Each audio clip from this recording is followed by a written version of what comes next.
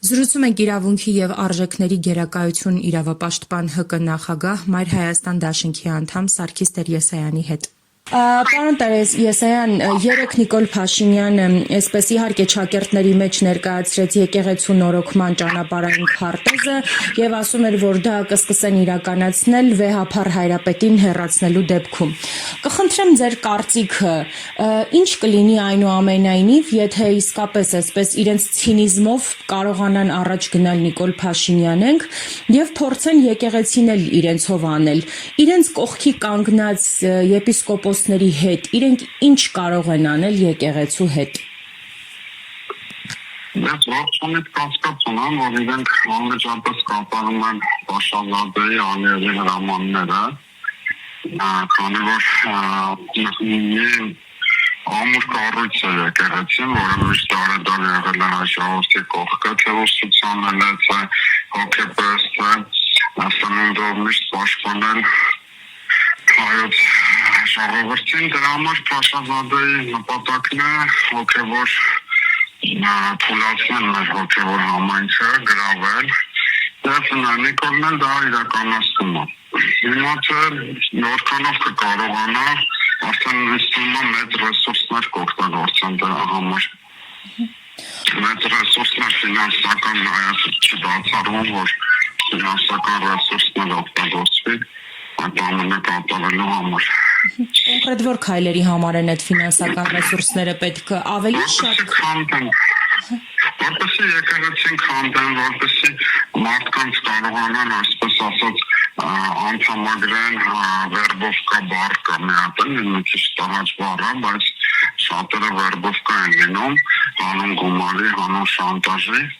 Հնարավոր է այդ ֆինանսական ալիևյան նավթադոլարների ֆինանսական հոսքերից եկող այդ դոլարներով կարողանալ չի բացառվում էլի, դա իմ կասկածն է, որ հնարավոր է դա այդ միջոցով կարողանան քանդել եկեղեցին եւ վերցնել իրենց տիրապետության տակ։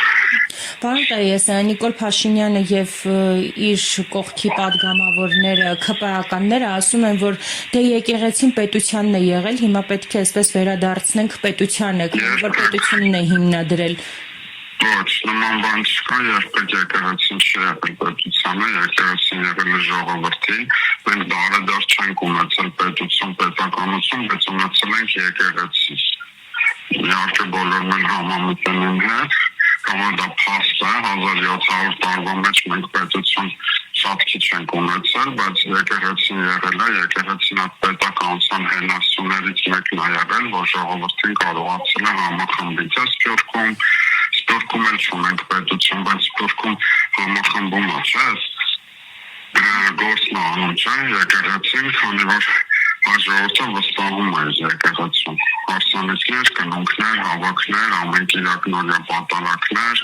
մենք գնացել ենք 2 տարի առաջ Իտալիա, Միլան, անմիջապես գնացինք Միլանի եկեղեցին, պատարակին մասնակցեցինք, հանգանակություն արեցինք եւ տեսանք, թե ինչքան համախմբված են այնտեղի հայ համայնքը իրենց եկեղեցու շուրջ։ Իսկ ինչու այսօր որ եկեղեցին դա ժողովրդինն է, ժողովրդից է բխում, ժողովրդից է ծնվում, չի կարող մեկը գա իշխանության, ասի դա իշխանությանն է, այդպես բան չկա, չի եղել, չի լինելու։ Պարոն Տեր-Եսայան, իսկ ինչու այսօր այդ համախմբվածությունը հնարավոր չի լինում։ Ընդհանուր առմամբ պառակտված է ժողովուրդը, այդ հարյուրավոր կուսակցությունները պառակտել են ժողովրդին, բայց ամեն դեպքում ժողովրդի մի մեծ զանգված, դիտակից զանգված հասկանում է, որ պետք է կանգնի իրենց եկեղեցու կողքը։ Եվ կանգնում են։ Այդ գործընթացները ինչպես եք դուք պատկերացնում, ինչպես պետք է կարողանա ժողովուրդը պաշտպանել իր եկեղեցին։ Ակտիվ լինելով, սանտարելով, հանրային հարթակներում, կողություն, եկեղեցու կողքը, իջնացին գնում այրաթոր գնալով, միշտ որ կոչը լինեն, գնան կանգնեն իրենց եկեղեցին պաշտպանեն, կանգնեն եկեղեցու կողքը։ Շնորհակալ եմ մեկնաբանության համար։